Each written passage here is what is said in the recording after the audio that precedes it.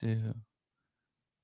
All right, ladies and gentlemen, we are live. It is Keeping It Rio on a Wednesday afternoon. I've got an awesome guest in the house today, Jen Silver. Hey, Welcome, Jen, hey. to Keeping It Rio. How you doing? I'm good, Chuck. How are you? I'm doing amazing. I'm not going to lie to you. I'm very, very, very much looking forward to our conversation today. You and I have never really talked that much, so I'm excited to kind of learn a little bit about you and what you're Just some doing. back And and forth on social media every once in a while, right? And that's it. it's crazy how social media makes the world feel smaller, right? And gives you connections to people that you realize, wait, I've never met them, but I kind of feel like I know them. Exactly. We've been friends And for a while. yeah, and it's awesome. You probably had to refriend me, or I had to refriend you because I got hacked back in February and lost everything, which when you're a lot of who you are and what you do is based on social media, it's pretty devastating. Oh But yeah. I was able to recover much quicker than I thought I would be able to. So that's been good. Yep, world domination is still on pace. Everything's looking good. A little bit first before we get into the, your big project that you're doing right now, but you do own a roofing company over in Utah. I Tell do. us a little bit about your roofing company, how you got into the industry. I love to find out from all the people I talk with how they got into this crazy madness. What's your story? Yeah, How'd you I end up think as a roofing company owner? most people, like when I talk to people that are in the industry, it's they fell into it, or it was by accident, or it was a family business. And I actually chose it. I really wanted, I became a single mom in 2016, and I knew that I needed a flexible career. And what is more flexible than outside sales, right? So that was really scary though, because outside sales jobs are commission based. I'm a sole provider. I'm a woman. You know, subconsciously, we're not programmed typically the same way, right? To have that confidence and security to protect and provide for our homes. And so it was a really tough decision. And so I decided I needed an industry that was stable. Like if I could find a stable industry, then maybe I would be more comfortable. Well, construction is stable, or in my opinion, right? And um, it can weather recessions. It still gets impacted, but it can weather those things. And so I went to work at the country club in Ogden, where all the contractors hang out. We all know contractors love to hang out at country clubs, right? I have fun there. Yeah, and at no knock, like I just knew that that's where they were. Met a lot of really awesome people because I didn't know anything about construction, but I thought if they got to know me with their guards down a little bit, right? Because I'm not in a job interview, that maybe somebody would say, okay, she has enough skills that she'll be successful. We just need to piece in the knowledge part. And I actually got hired at SRS. Worked their front desk for about 8 or 9 months and met, a plethora of roofing contractors in Utah. I wouldn't say all of them because we all know some buy from Beacon and some buy from ABC and some buy from Pacific Supply, but I did meet a large chunk of them. And it was really fun because, I was one of the first women out here that was, in the industry and wanted to learn. I wanted to go out and get on roofs, and I wanted to measure and learn, how the components worked and how all the pieces got put together, because I thought it would help me be better at what I was doing. I actually thought I would end up going into outside sales at SRS, and things just kind of took a turn, and I ended up going to work for a local roofing company as their sales manager. And I grew that company in 2018 from 1.4 to 4 million, and then 2019 I was promoted to general manager, and I did the sales manager job at the same time because it was easier because I had that kind of in place than it was to try to hire and replace myself and do all the training. And so I just did both jobs, and we grew from 4 to 7 in 2019. Well, September of that year, I found out there were some issues with the qualifier for that business. If you're in a state that requires a qualifier, you'll know what that means from a licensing standpoint. But essentially, the person holds the license, not the company. And so I went out and I got my general contracting license. And, Utah is an Escala state. So it's it's, 25 hours. It's 30 hours now, but it's 25 hours, a business law exam. And, in order to become a licensed general contractor. So I did that, submitted my application, and the Department of Professional Licensing called me and told me, hey, you got to pull it because we're going to revoke their license. And I'm like, wait, what?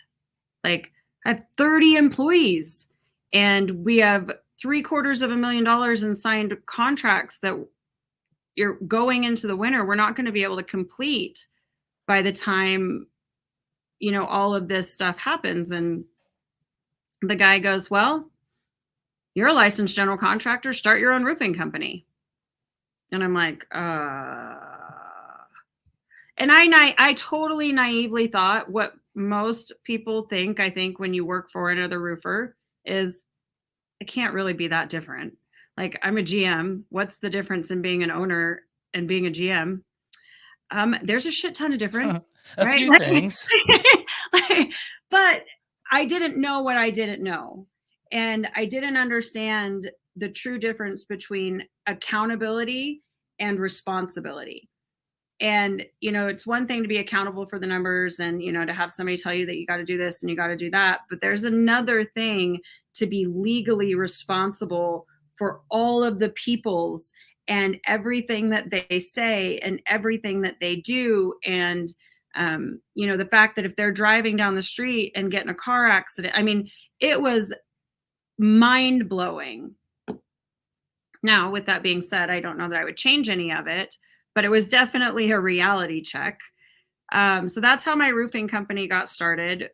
We spent, 2020 completing the projects that my previous company had signed. And, he had a huge accounts receivables from insurance company, like $3 million. And he was supposed to, be able to pay the customer deposits when he collected. And like a lot of people out there, he struggled collecting from carriers. And when he lost his license, they pretty much had no reason to pay him, and he never collected it. And therefore I never got, the money, that 150 grand or so that we should have gotten. So that was how I started year 2. Wow.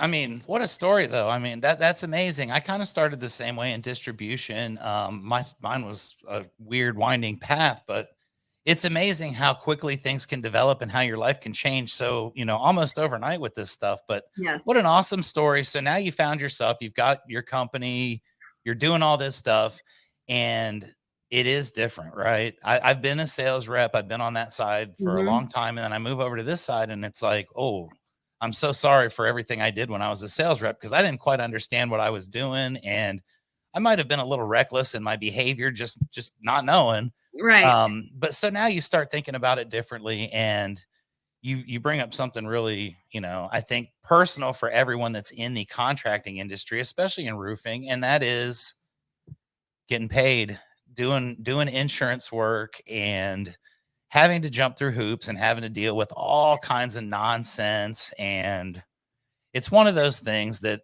I tell people, I've got a friend that's in Wisconsin and he's a 99% retail roofer.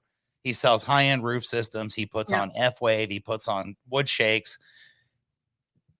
Love yourself. Love what you're doing, because if you ever had to get into this stuff, it would drive you insane. And over the course of time, I think it drives all of us insane. So you get into it and realize this is a major pain in the ass. There's a lot of stuff. And why are these people telling me how I can run my business and all that? And you start developing a system, right?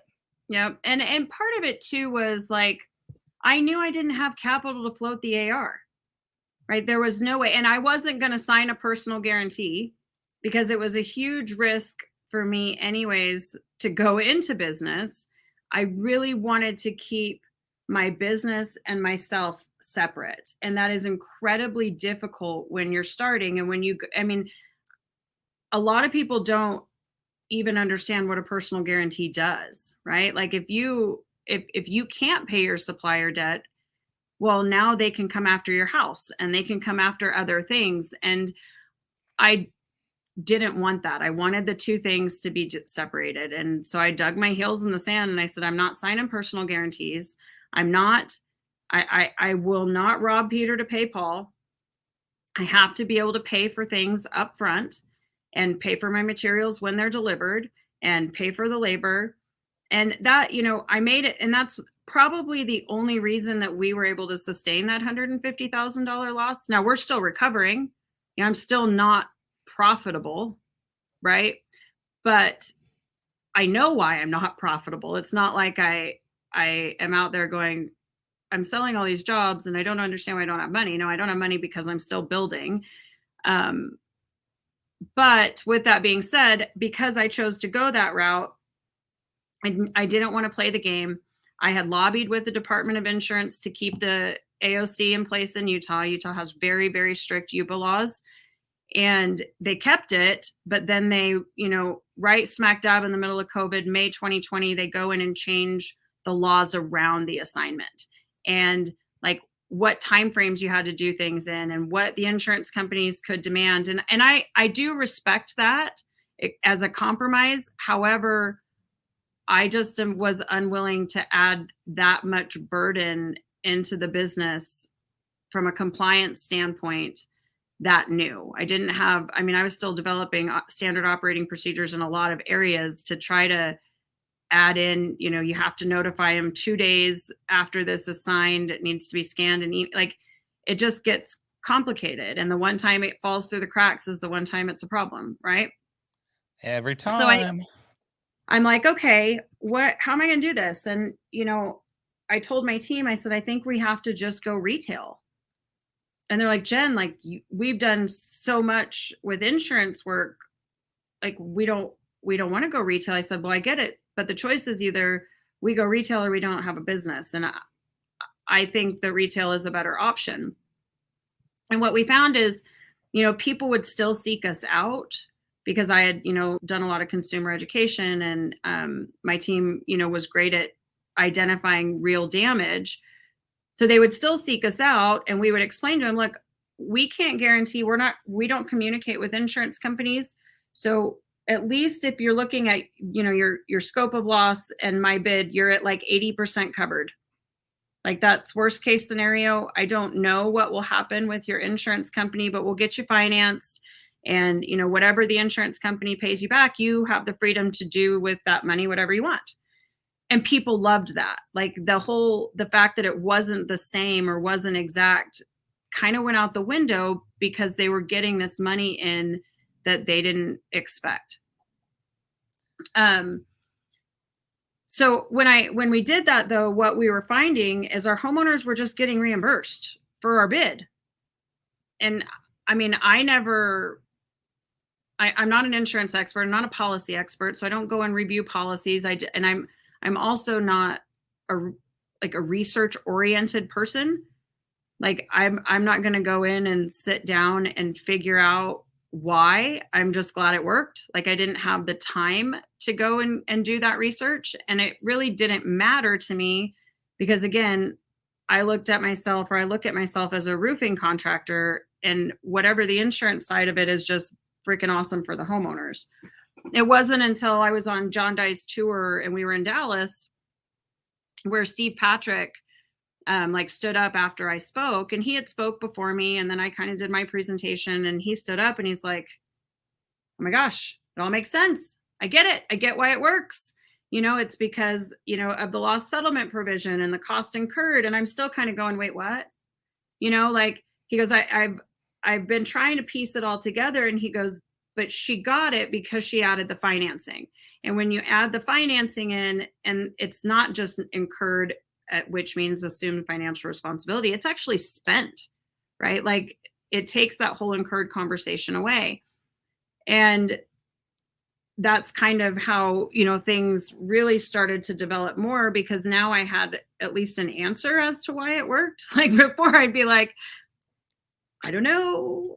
I'm just telling you how I do business, and I probably sounded really uncredible to a lot of those first few people that I talked to on John's tour, but it still sparked enough interest that news started to travel. And, that was September of last year. So 9 months later, and here we are. Yeah, here you are. And you just told me a story that you're on 2.5 hours of sleep because you've been traveling all over the country doing events and teaching the industry how to do this. I'm absolutely fascinated by it because I am one of those people. I've been in the industry for 24 years now. My business is in Texas. I've got 3 offices, and 2 of the 3 are in hail reliant markets. Hmm. um it drives me nuts. I can't, I'm sitting here just wondering, when's the check coming, our pricing is pretty much dictated to us, and then we have to wonder if Barbara that's sitting behind the desk from, I'll even call her out, from Germania, wants to pay for the gutters that she thought we could take down and put back up to save a couple dollars, and ultimately leaving that up to her to decide whether or not I can do what's right for my clients. So I love the retail model. I would love nothing more to get my business completely into that as well. I do have a couple questions about it that I Yeah. was really wanting to ask you because it's amazing to me. Um, we offer financing with Rio Blanco, and it's hit or miss. Honestly, we Who get are some you clients. using? Because that's a huge part. We've got a multitude of them. I think we've got like 4 or 5 different ones that we use based on conditions and so on and so forth. But my question is this: obviously, we've got the shorter term loans where we can get them something for 12 months, no payment, no interest type stuff. Mhm. Do you get any kind of feedback from anybody with finance charges, anything like that, or clients that don't meet the criteria to actually get the financing? Is that something you run into ever? Have you had to let go of potentially good clients that just couldn't afford that We system? have. We have. Now, Utah traditionally has higher credit, so we don't run into it as much as I've heard in other places in the industry. And I think it is amazing that I don't know if you've heard of Captain HQ. But Yes. Captain actually is in the space now, and they are a huge part of the solution for customers that don't qualify for financing or that don't want to qualify or that don't want to finance. Okay. Um, and I would recommend that you reach out to Morgan Walker, if you're listening and you don't know about Captain or what they're offering, because it is a game changer for contractors. Your question is interesting when it comes to dealer fees. Okay.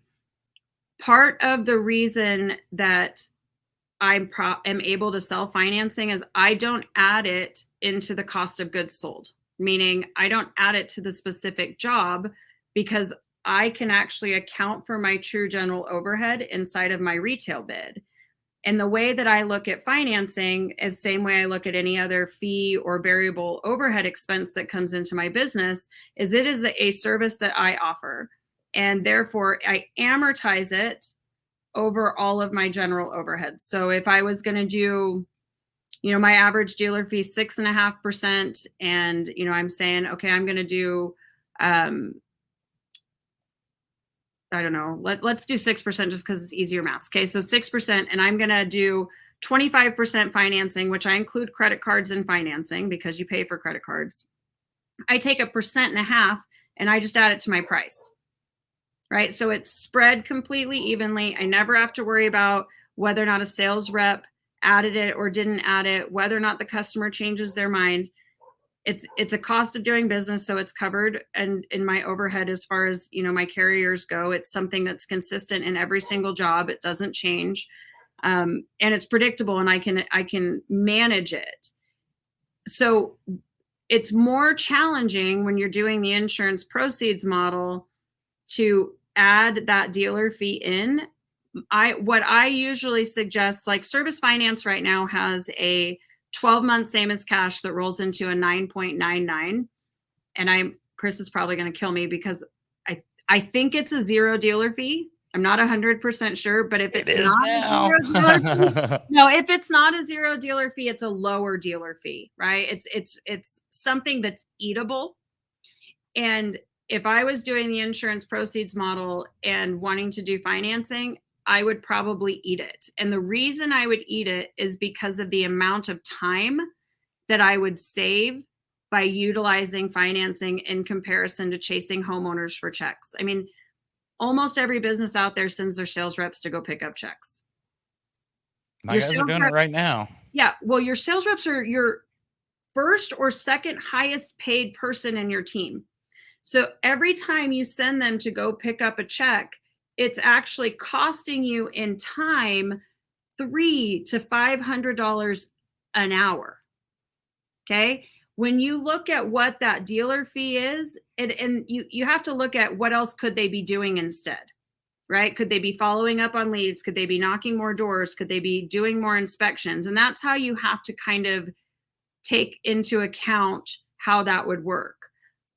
I would never add it to the job because it's kind of like, hey, let me charge you to pay me, which I think is a weird conversation for people. But yeah, so that's probably one of the bigger challenges as to why it may not be settling or may not be setting in for your consumers. And the other thing is your salespeople's mindsets. You know, they live in scarcity. They never know when they're getting paid. They look at financing as incurring debt and not as a means to paying off something else because they don't know when they're going to get paid. They don't want to have monthly reoccurring debt that they can't pay in a bad month. But the majority of consumers have a fixed income that comes in or a salary or what, and they know their monthly budget. So they don't live in that same mindset. But when you take it in there and the energy you have around it, it's like, hey, Chuck, so I got this financing. I mean, it's such a great deal, and you know it's a low interest rate. Like you can't sell it. It doesn't matter what words you use if you're not bought in. And so that would be the other thing that you have to check is where your sales reps are. And when I have a sales rep that's been selling financing and stops for a minute and says they can't, I know they're having money problems.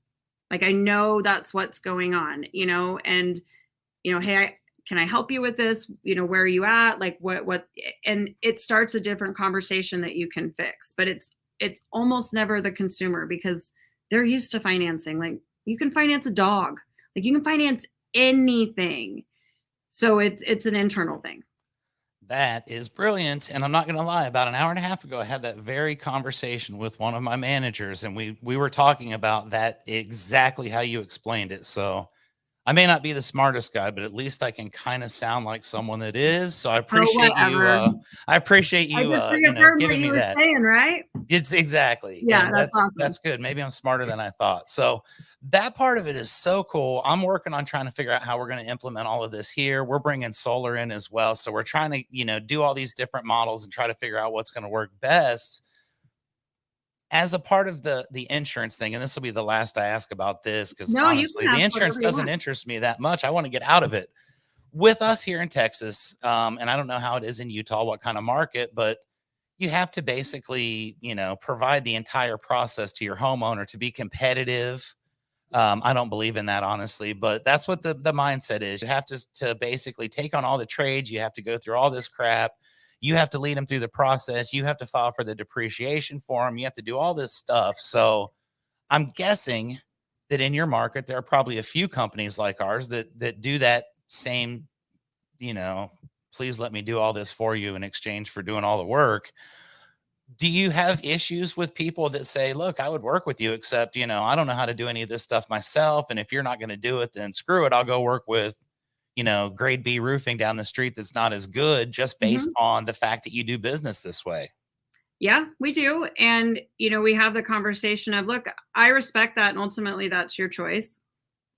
However, don't you want to know what you're paying for?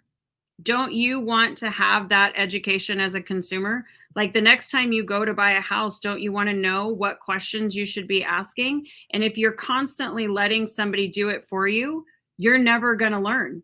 And that's part of the challenge in society in general right now. We rely on either Google or we rely on other people, and we've disabled our power as voters and consumers because we're not doing things for ourselves.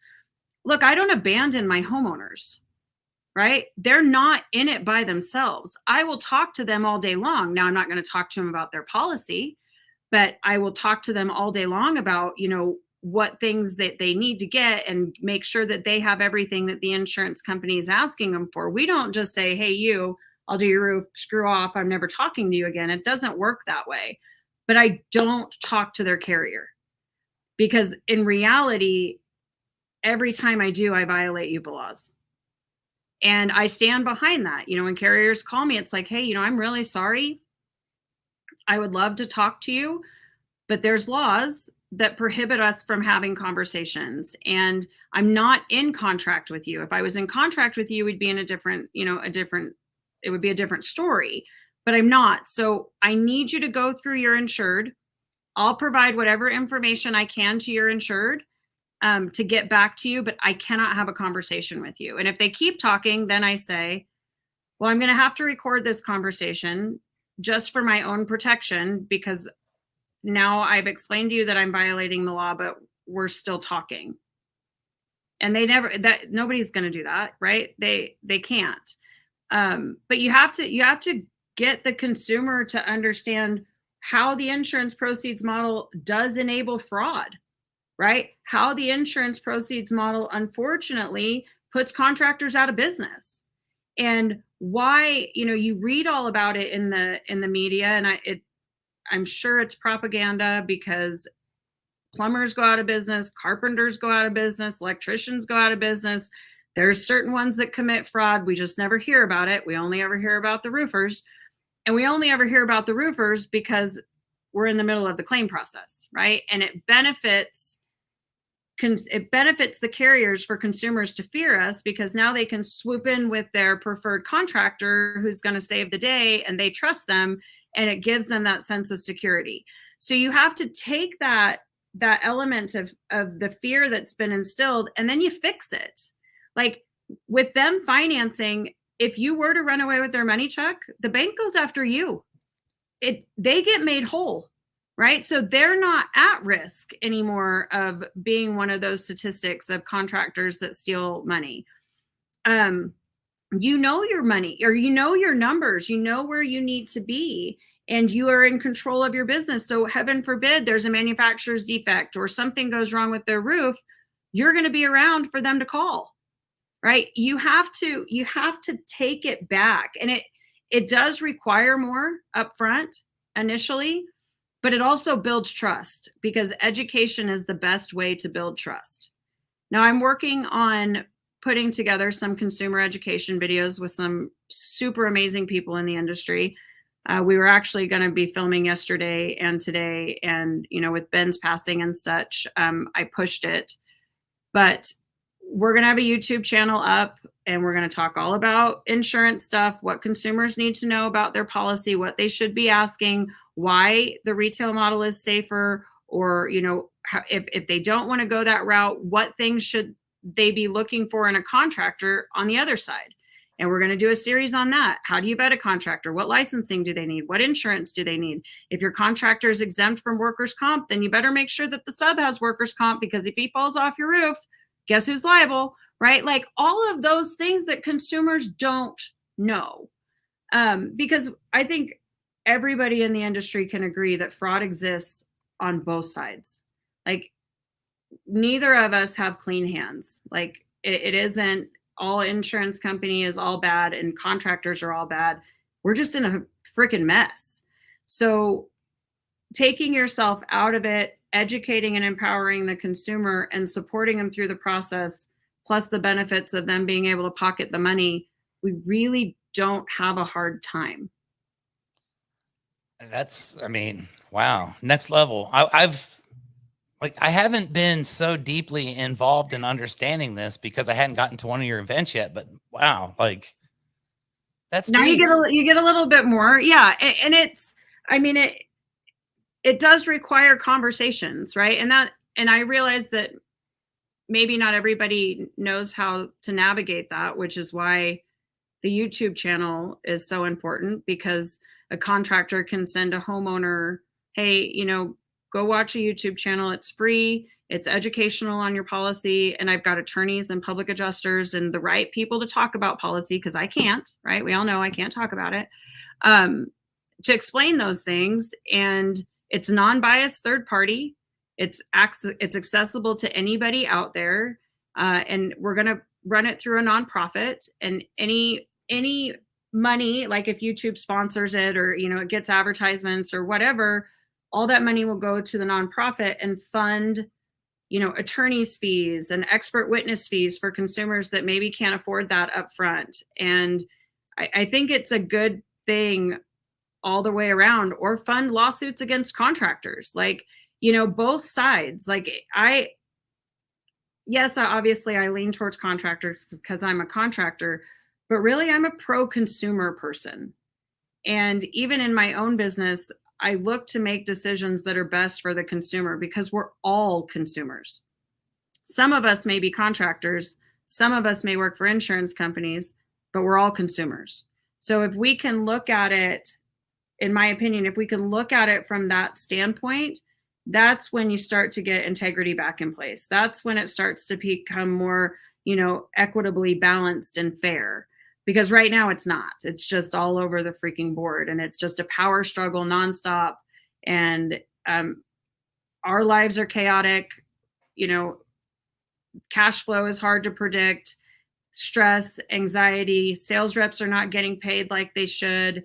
There's so many broken pieces out there that if we just got back to our numbers, which we can kind of talk about the tour and why that's so important, like we worry about maximizing the line items, right? Every single line item. And what we need to know is, what's my cost? What's it cost to run my business? What's a reasonable net profit? And if the numbers match, who cares what's written on the damn estimate? Just do the job, right? Because settle and move on.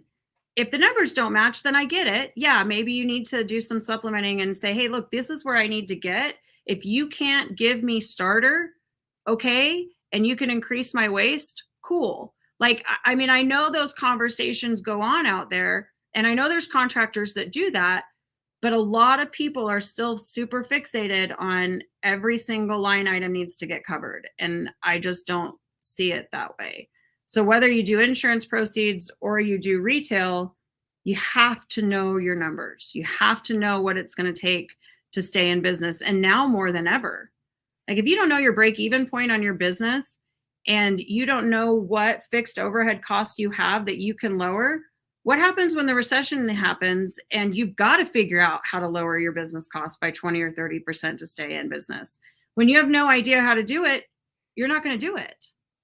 Right? So I think this is critical for people, anybody that just needs to get that basic knowledge. And it's not really taught anywhere. Why? I don't know, but it's just not. I was really shocked when I, started speaking of how many contractors had not yet had a coach or a mentor or somebody that taught them those things. I feel incredibly blessed to have been given, such a large platform to help people, because I really feel like that's what I'm supposed to do with my life. Right now it's contractors. I think it will, gradually transcend into consumers, and then my long-term goal of high school education. But you got to know your numbers. You got to know how to sustain your business. And you got to know, even if you're thinking, all these roll-ups and mergers and acquisition and e-commerce and, all these things that are going on, how do you know if a merger is good for you or an acquisition is good for you if you don't even know what your company's worth? Like, somebody could come in and take advantage of you and tell you what your company's worth. It happens all the time, believe me. That is such an insightful, like, last 15 minutes of conversation right there. I'm over here and it's like I had other questions I was going to ask and I'm not even thinking about those now. So thank you for that. You are definitely changing the industry. You're changing the way that things are done. I agree 100% with everything you're saying, and I think that it would be amazing if we could get to the point where that becomes the predominant model. So you're taking the steps now to do that by touring the country. You've got a major tour. Like, I saw the dates and I can't even count that high. I'm a roofer. So how many tour dates are you doing? Right And now we're at 11. yeah, I'm not going to add any more, but if there's a city that doesn't have enough of a turnout or enough of an interest, we may take away. I I think Minneapolis will really set the stage because, we're roofers, we're cautious. We got to see what everybody else is doing and see if it has value. Um, but I think, after my One Industry, One Model event I did in Dallas, and, I feel so blessed. We had like 250 contractors come in from all over the country. I thought I do it in Dallas because that's where all the roofers were, right? Yeah. In a concentrated area. And 10% of them were Texas roofers, probably. More people flew in for it than were local. And after that event, and I was in Facebook jail because I had been hacked, so I couldn't post anything, I couldn't do anything, and I felt so out of control. And I got hacked on Super Bowl Sunday, so a month before the event, I couldn't do anything. But after that event, and I'm just looking at my news feed, and it's just, best event, so much value. This is industry change, like over and over and over.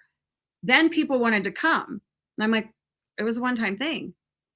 Like I did it to start the conversation and hope that you guys can move on with it. But that isn't really the way it's going, right? So We're not as capable as you'd think, Jen. no, it's that I opened this door to retail and I explained how, but what I didn't know is somebody has to get in there and teach the numbers too. Somebody has to get in there and do that. And that's also me, because for whatever reason, I haven't been able to find anybody else. I tried, but it didn't work out that way. And I can't say to people, here's what you don't know, you don't know. Now you know you don't know it, but peace out. Like that doesn't work for me and who I am.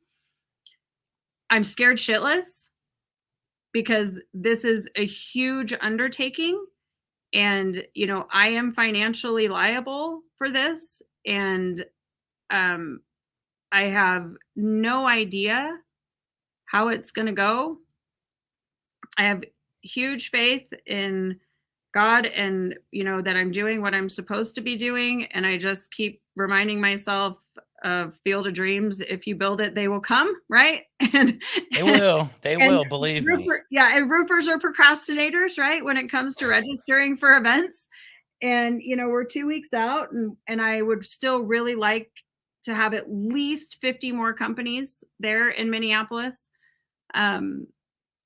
Whether or not I hit that or not, I don't know. And we'll just kind of wait and see. I do think the rest of the tour will pick up really quick, but that first city it's just scary. I mean, I don't even know how else to say it. It's scary. The great unknown. But the fact of the matter is, you have got tremendous support. You've got the best people in the industry that are around you regularly that are doing your events. Like, I mean, you mentioned John Dye. I've known John for years, right? And it's like, if you need to know somebody, just tell them that you know John Dye. And through the 6 degrees of separation, it's like John Dye knows everybody on the face of the earth.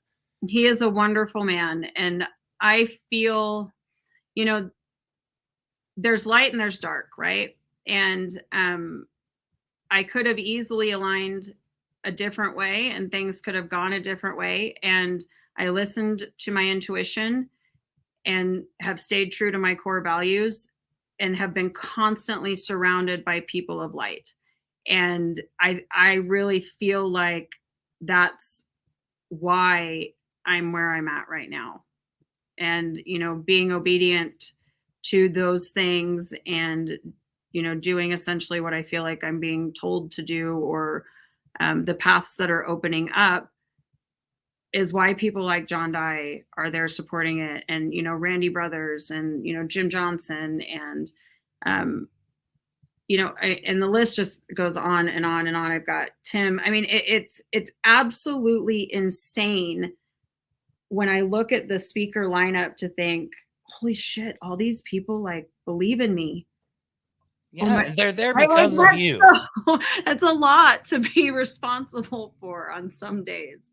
It's pretty amazing though, and it's something not everybody can handle. So you're definitely a special person. You're taking it on, and you're killing it. I mean, everybody of substance is seeing what you're doing, paying attention, and I think it's awesome. I think that, a lot of people have the old school mentality when it comes to this. And it's, I've been in distribution, I've been in roofing for 24 years. I've met everyone.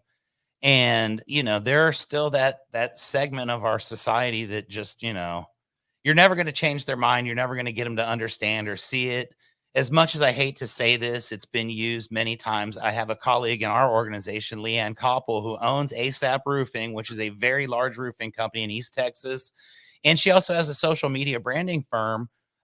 She's been speaking at events and things like that. But obviously, her big thing is that, male dominated world or whatever.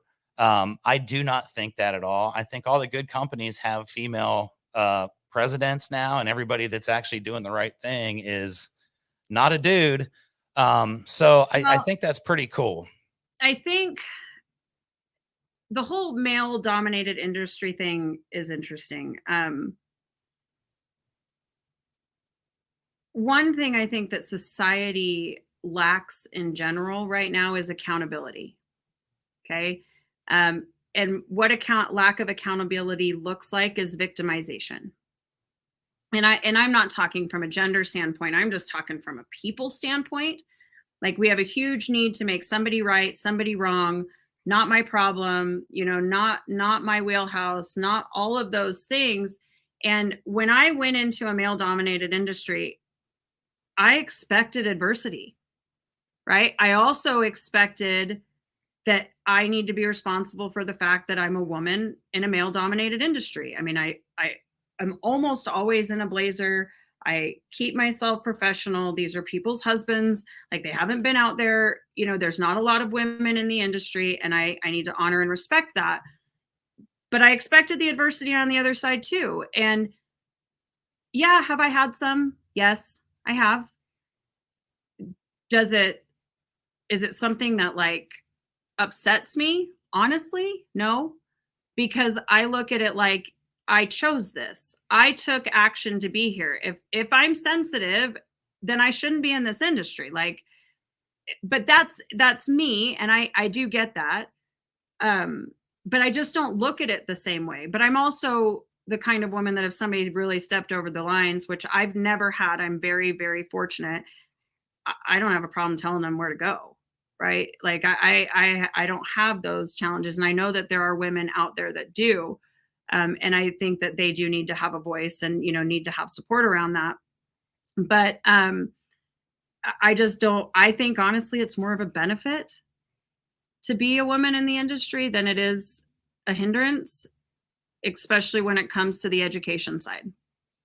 Yeah, I couldn't agree more. And I think that that's why the industry is changing for the better. I think finally the good old boys that have been around forever that just do things backwards and have been doing it that way forever, they're finally getting filtered out. And I think that the new wave, the new generation of our industry is like probably the coolest thing I've ever seen. And I've seen several waves over the years. And it's like, now we've got people like you that are willing to go out and invest your time, invest your money, go away from your family on 11 tour dates across the country to teach your passion and to show people how things can be better. And it was very, very sorely needed for decades. I feel bad because there are a lot of female owners that never get any recognition, but I think it's awesome that you're getting that, and you're probably right now at the forefront as far as female roofing entrepreneurs go. So congratulations, you've earned that big time. Well, Um, thank you. I just think it's cool. I look at it as, for whatever reason, I was given ears to listen. And when you use them for the right reasons, the right things happen. And I love seeing women go into business. There was a lady that posted her license the other day, and I commented, congratulations, kick ass. And she's like, this is why I did it, because I've been watching you and other women, and like the amount of personal gratification that comes from seeing that what we're doing as women in the industry is making a difference, and allowing other women to have the confidence and security to transcend what normal gender barriers say you shouldn't do. That's a lot of why I do this. Like, having contractors call me and say, Jen, I don't know how you did it, but you saved my business. Like, this is crazy. Like, I'm actually going to be okay. And, people think, oh, money, money, money. No, money doesn't buy happiness. Making a difference, leaving a legacy, like speaking about Ben, like you look at everything people had to say about him, and he left this unbelievable, selfless, educating legacy. And, that it's been really hard for me for multiple reasons. One, he felt like he didn't have worth in the industry, even though he'd talked and done podcasts. Like nobody'd ever put him on a tour. Nobody'd ever really allowed him his own time on stage. And he had finally felt like he arrived. And one of my favorite memories of Ben is we were having a beer in Minneapolis a few weeks ago, like right before he passed. And he's like thanking me over and over and over. And I'm like, Ben, dude, you got to know your worth. Like, what you do and what you teach and who you are, you're a light. Like, don't thank me, thank you.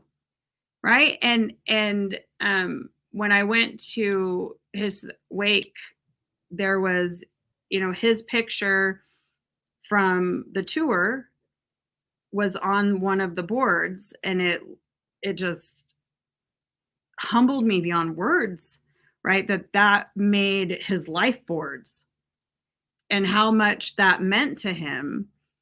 And that's why I do this. Like I need to know that when I pass at some point, that people look at it and they say, yeah, she made a difference.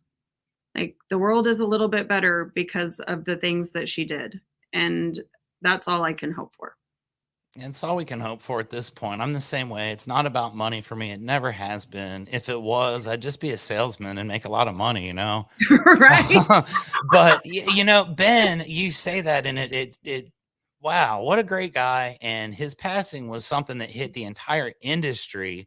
It was maybe the most beautiful thing I've ever seen, while being also one of the most sad, because like you said, he just had gotten to that point and you could see it and you could feel it in his voice when he talked to him. And Ben was on Keeping It Rio probably, I don't know, 4 or 5 months ago. We did it on a Sunday afternoon. He was in Travelers Rest, South Carolina, just doing one of Yep. his trainings. And in that interview, like you said, I think he thanked me about 500 different times. And Yeah. it's like, Ben, I'm just turning on a camera and bullshitting with you, man. Like, you're the reason why I want to do this, because you're an interesting person. And I think he was really understanding his role in our industry and what he was doing. But the thing I really love the most about Ben and his life is, I can honestly say that I think that's one of the few people that we all can look at and say, I think we all told that dude how much we liked him when he was here. And I Yeah. don't think a whole lot of us have that regret of, I wish I could have told Ben that he did something cool for me, or that Yeah. he impacted me in a way. And, one of the things that really struck me was when I found out what happened about 2 weeks earlier. We all have the same exact story. It's amazing. About 2 weeks earlier, I had a random phone call, and I was at an Allstate insurance agency here in San Antonio. My phone's ringing. I look down, and it's Ben Menchaca. And it's kind of, not even out of character for Ben just to call me on a Yeah.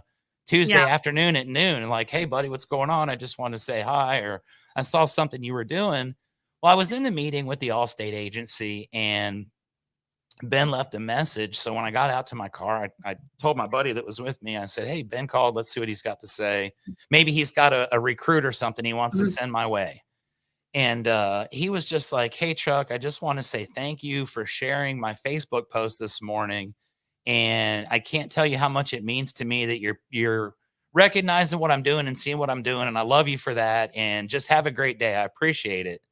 And it was like, people don't do that, people Uh-huh. just don't randomly call up and say, hey, They don't take their time, right? They don't take the time to show people that they matter. They assume that they know that it's appreciated, and we don't know that. we don't. And it was so powerful. And that's something I'll never forget, because like I said, it was not out of character. And then when he passed away, you start looking at all these stories, and it's like everybody was Ben's best friend. And we all Yeah. believe it, that it was completely genuine, because the truth of the matter is, it was. That's He how he made literally was a guy it. that was able to be everybody's best friend, and Mhm. I don't think there could be a better send off than, the respect and love and admiration that he got from our industry as a whole. I wish I could have been there yesterday. That's one of the things that I really wish I could Yeah. have, but it just happened so fast. But what a guy, what a legacy. Like you said, I think Ben is going to ultimately be one of those people that touched millions and millions of lives before it's all said Mhm. and done. And quite frankly, I don't even think he's scratched the surface of what he's going to do for mankind in you know, his legacy, his existence. So what a great guy. I'm honored that he was on my show. It was awesome. I know how much it meant to him to go work and speaking with you. And that's just you changing somebody's life. And like you say, how humbling is that to know? Oh, it was a lot. It was very heavy, and, I promised his mom that we wouldn't fill his speaking spot on those first 3 tour stops that he was gonna do, and we'll run videos and, share some stories and do some things like that. In Minneapolis, we are gonna do a memorial, and it's open to anybody. You don't have to go to the event. We just happen to already have the building, so why not use it? Um, the night between the 6th and 7th, so the night of the 6th, because there was a lot of people in that area that wished they had been able to go to Chicago and were not able to. So we want to make sure that, we give people the opportunity to come up and share stories and talk and, grieve and honor him.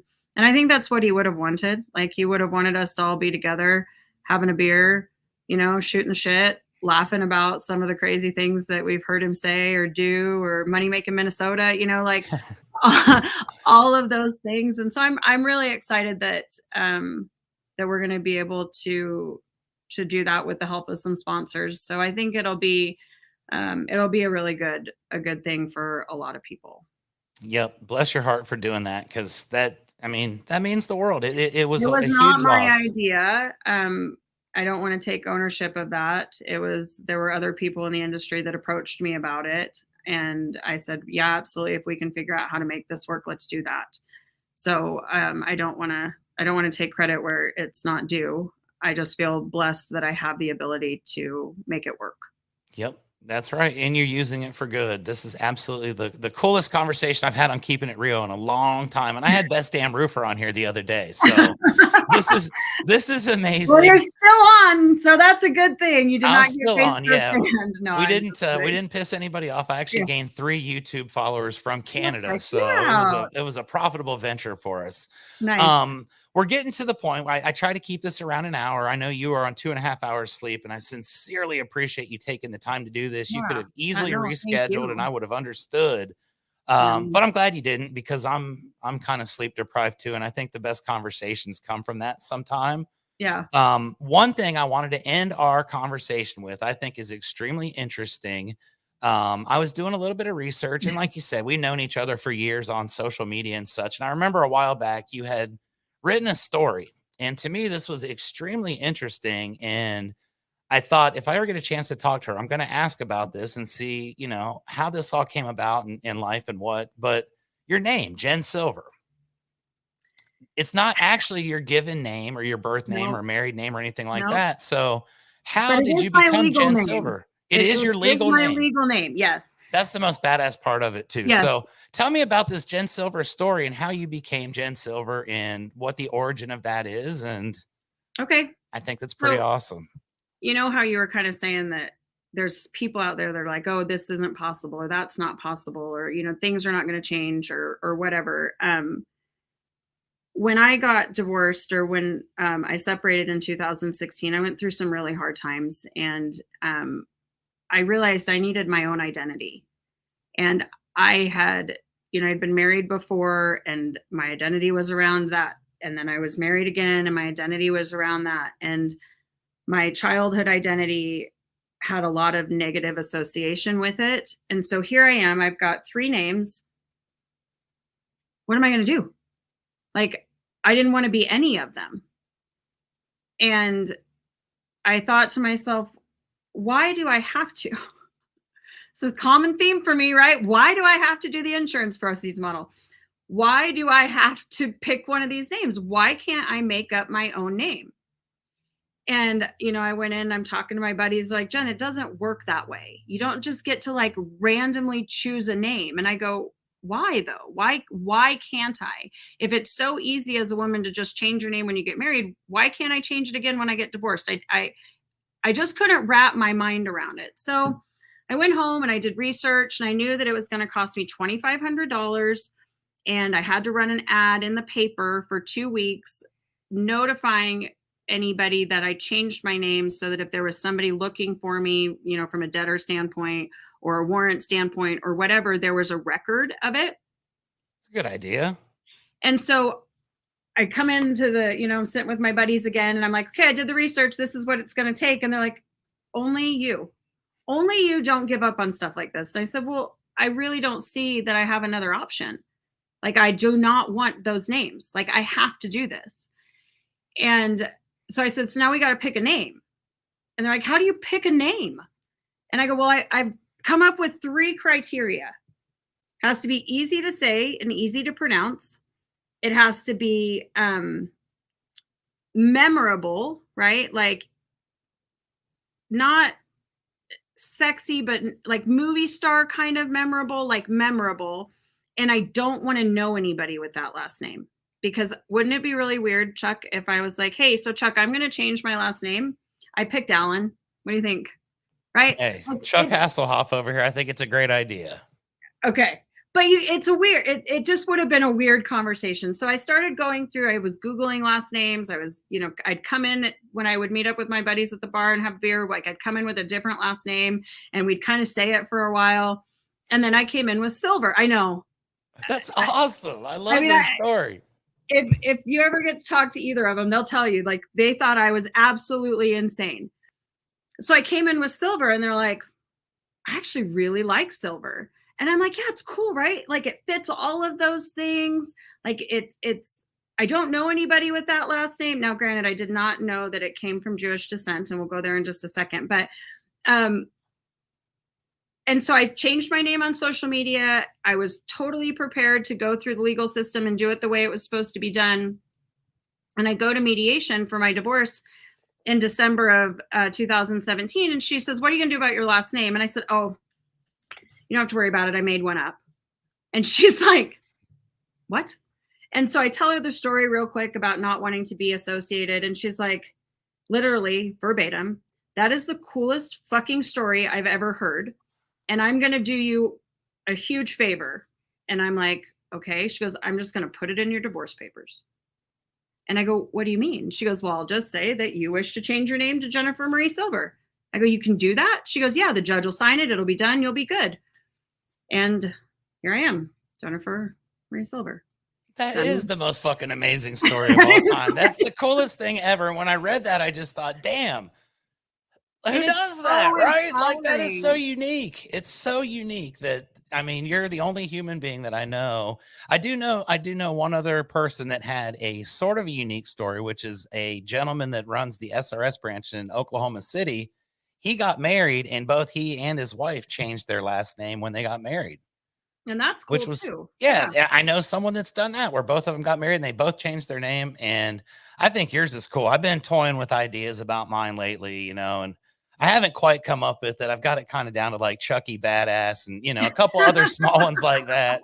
We'll see. I think changing my persona at this point might be a little harder than I'd hoped. I kind of let this one grow too much, but I think this has been the most amazing conversation. We're coming up on the hour. I appreciate your time so much today, Jen. Let me ask you this. The people that are watching, a lot of them are roofers, obviously, but I do have a ton of other fans. Believe it or not, Keeping It Rio is kind of a big cool thing, believe it or not. It was supposed to be a joke, and here we are a year later still laughing. If any of our followers, fans, friends want to follow you, want to attend your events, want to just learn more about your program, what's the best way to get a hold of you and that information? Yeah, so you can follow me on Facebook, LinkedIn, Instagram, all under Jen Silver. If you type in Jen Silver Utah, they'll pop up. For the event, it's www.oneindustry1model.com. But you can also, like, if you're following me on one of those social medias, you're going to see it come up through there too. So Awesome. I'm definitely gonna hit one of your events at some point. I can't promise which one, but you'll That's see me in the okay. Well, crowd. You'll see I'll this be, well, you face. better come say hi to me. You better not just sit in the crowd Oh, no, and not trust me. come find me. Trust me, I'm the guy that you'll have no problem finding. I'll easily be there in the crowd, and I make myself pretty accessible to the ears and eyes. I'm all twitchy and stuff. Awesome. I'm getting a shirt from Tim Brown, so maybe I'll be wearing a hook shirt when you see me. Okay. I do want to thank Tim. He was a guest on our podcast probably a month or so ago, and it was his recommendation for us to do this today. So thank you, Tim. Tim is a And wonderful guy. He's really supported me. He's, been patient through my crazy schedule, and he believes in what we're doing, and I'm grateful for both him and TJ, out there helping with sponsorships, because I realized I am one person. I couldn't do it all anymore. So I'm thankful that they've stepped up to help me. Yep, champions help champions, and that's why we're all winning. So thank you, Jen, for your time. I Yes. appreciate it. We'll do this again sometime. This is going to be released next week. So anything today is the 22nd. It'll probably be released on like the whatever 6 days from today is Okay. 28th. I'm a roofer, so 28th. Yeah, we got it. I appreciate your time. Thank you so Thanks, much. I Chuck. look forward to seeing you and talking to you again in the future and being friends in the industry for life. Yes, So absolutely. Talk thank to you you, my soon. friend.